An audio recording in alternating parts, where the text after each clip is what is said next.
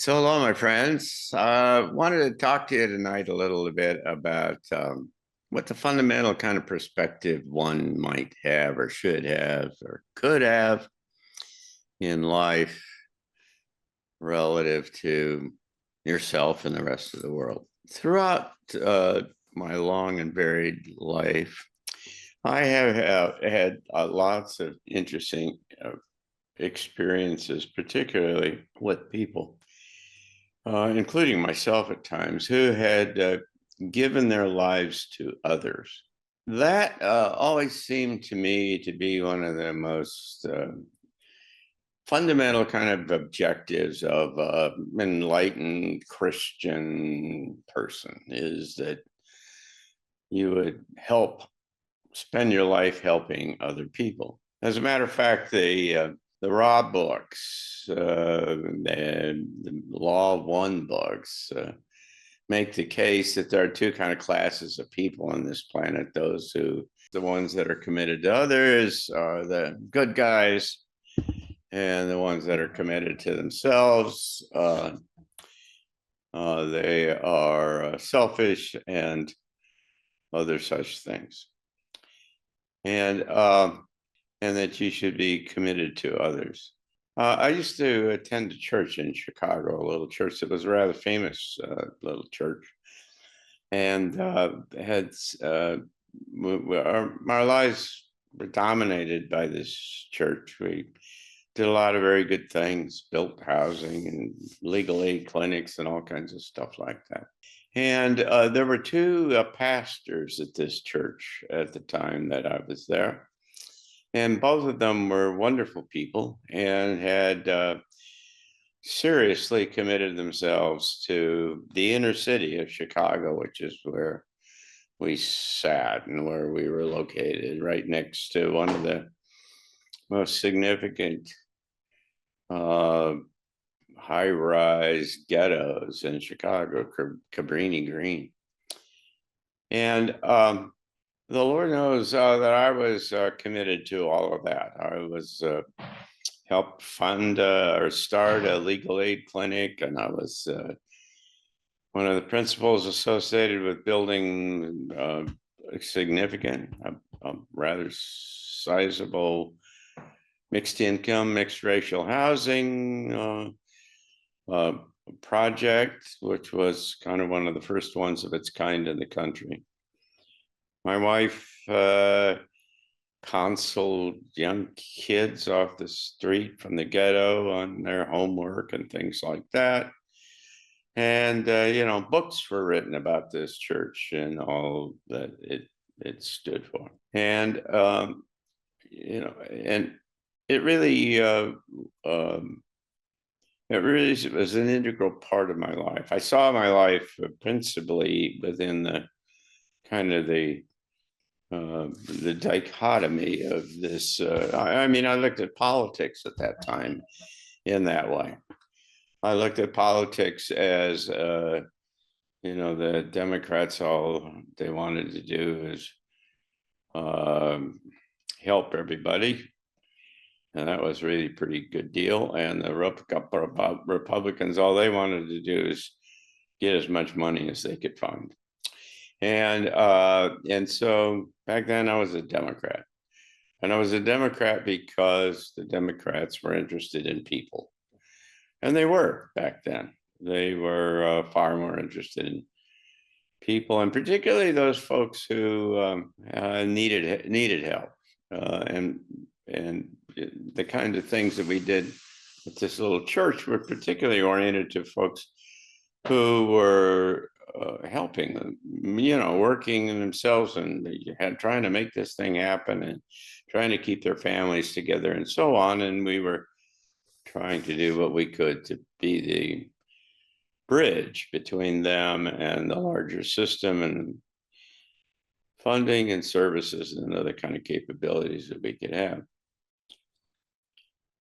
And Diane and I, my wife and I, were involved in that church for, I don't know, 15 years, maybe. I don't remember exactly. But what I do remember is that toward the end of our time there, the leadership of the church started to come apart. And in particular, the youth minister, who had given himself with extraordinary ways to the youth of this community, had so overextended himself emotionally, physically, whatever, that he ultimately, I mean, it was an issue with his, I believe, with, as I remember it, with his marriage and relationships, and everything was coming apart. And they had to move up in Wisconsin someplace just to get away from all of the stress and the things associated with the inner city. And I thought to myself, that was really kind of interesting, because this fellow's ability to do what he really thought was important to other people, and particularly those in need, was directly related to how well he took care of himself, right? It's a variation on the old the business about being in an airplane, and the brief that they give you that says, put the, if you lose oxygen, put your own mask on first before you go try to help others. And if it isn't self-evident and you don't know why they're saying that, that is that if you black out, you're not going to be able to help anybody else. And so your ability to help other people is all based upon you're taking care of yourself, and taking care of yourself first. The same kind of story was happened to our minister, who had built this church into being rather well known, almost famous in some circles, and had certainly given his whole life to the church. And in the end, it was a combination of things, of course, but in the end, he left the church, left his marriage, wanted, found another wife, I believe, and died early. From my perspective and from my vantage, what it really looked like is that he hadn't taken care of himself. Certainly from a physical point of view, he certainly hadn't taken care of himself. That no matter it's in your personal relationships, or whether in your work, or any number of other kind of things, if you're not healthy in every way, if you're not feeling have joy and happiness and a sense of self and meaning and direction, purpose, vision, if you don't have those kinds of things, then your ability to do any of the other number of things that you want to do, including helping other folks, is seriously degraded.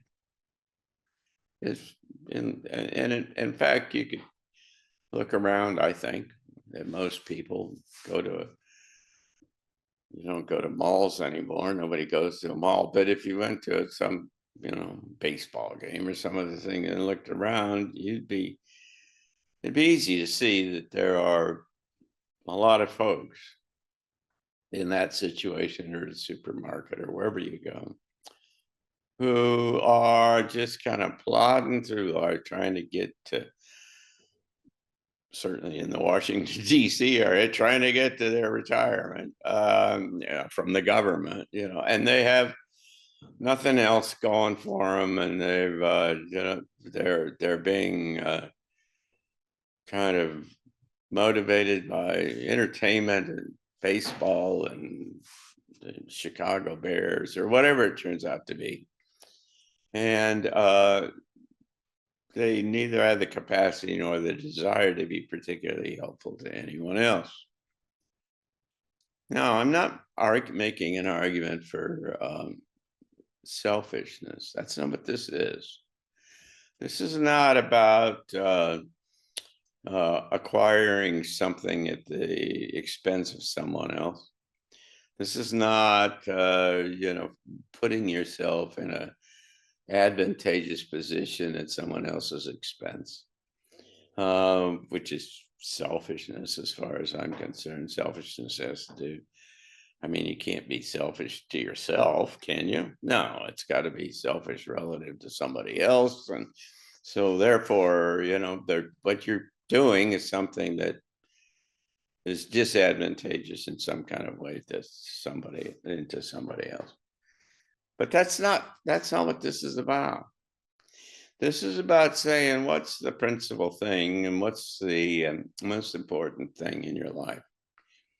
And I can tell you, I guess, from a personal point of view, that on one hand, I've got a rather clear kind of understanding about what I'm supposed to be doing and why I'm here and so on, and it drives me rather dramatically, all the time. I think about it all the time. But what I know is that if I don't take care of myself, and if I don't feel good about myself, and if I don't try to make myself better in every way that I can, then all of this effort to try to help other people is just beating you down, and it's done without joy, and it's done without with kind of the sustenance that it otherwise would generate. So let me say this again in a different way.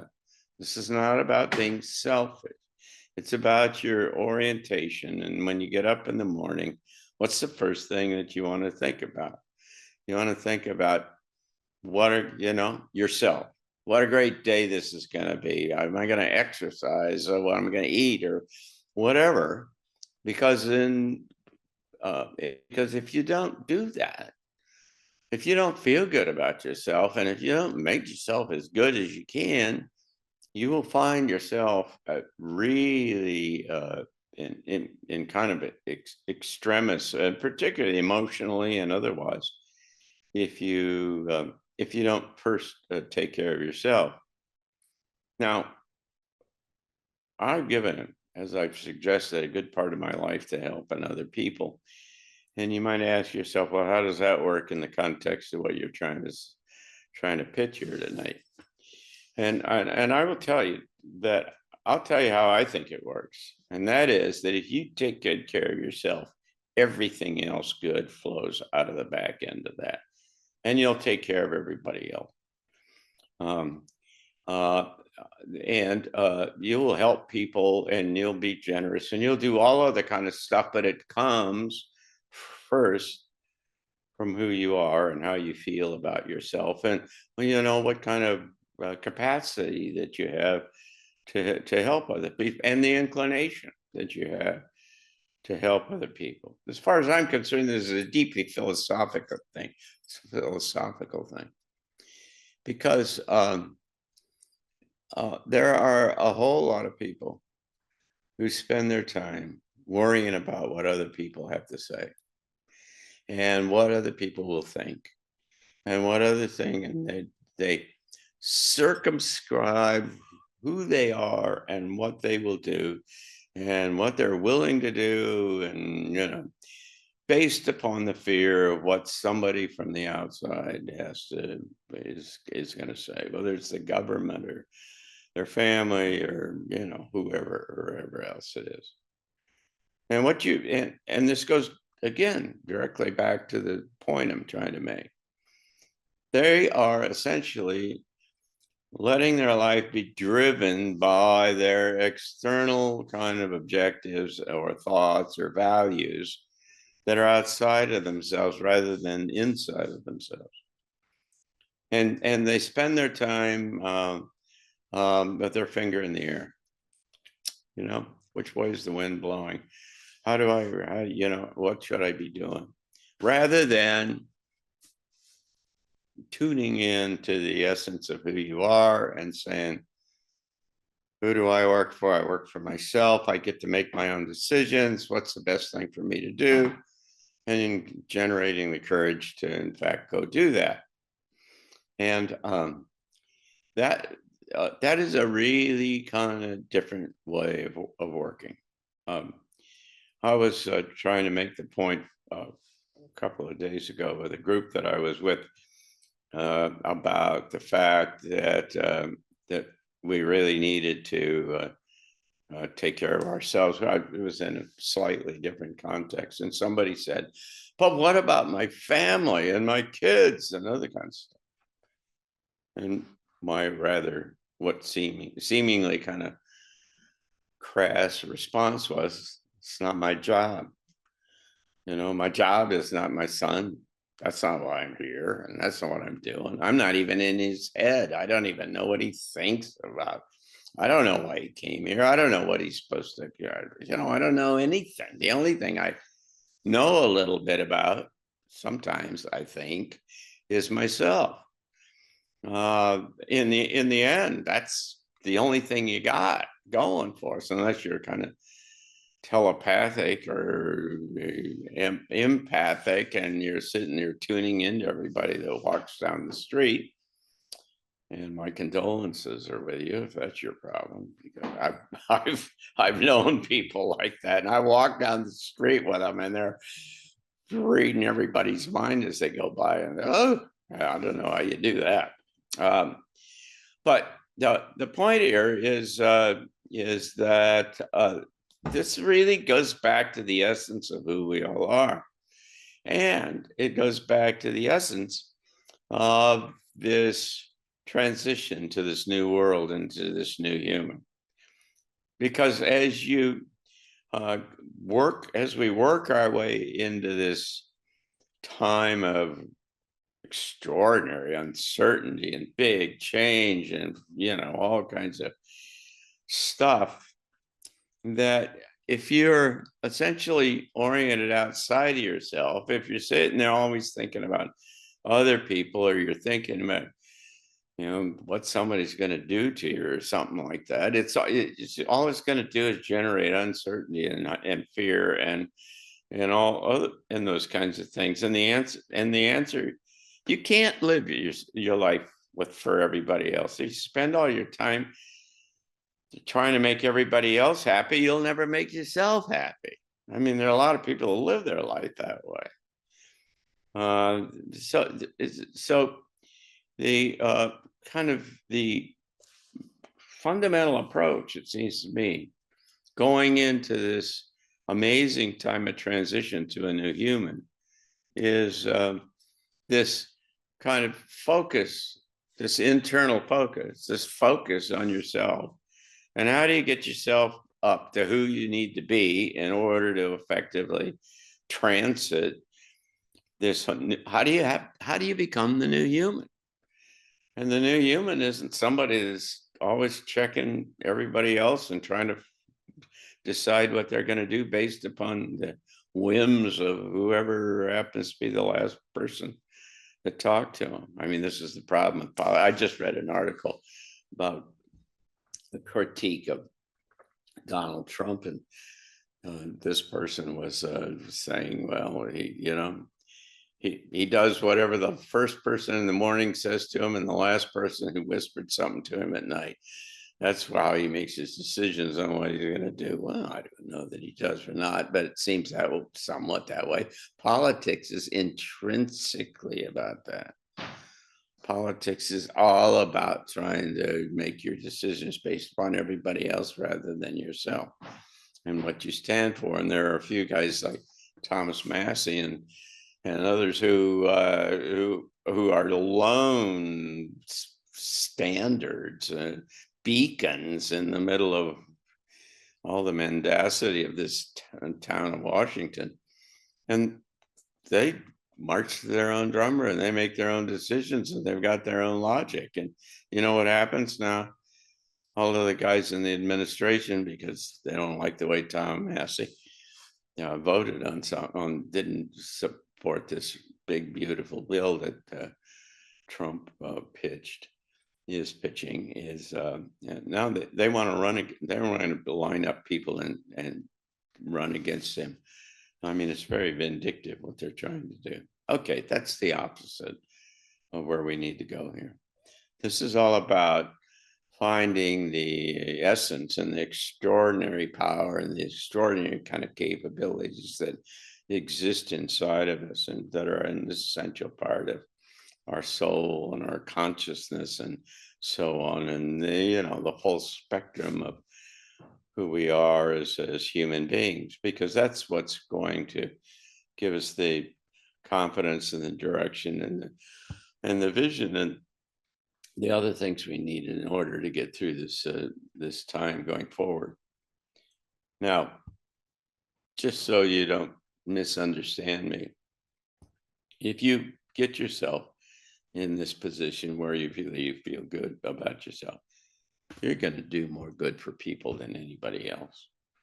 Uh, I promise you that. I mean, it just turns out that way. You just want to help people, and and your interests are in the well-being of everybody, and so on, and but you don't do it as the sole primary motivation of your life. You do it because it's the right thing to do in order for you to be good and be meaningful in what you do, and feel good about yourself.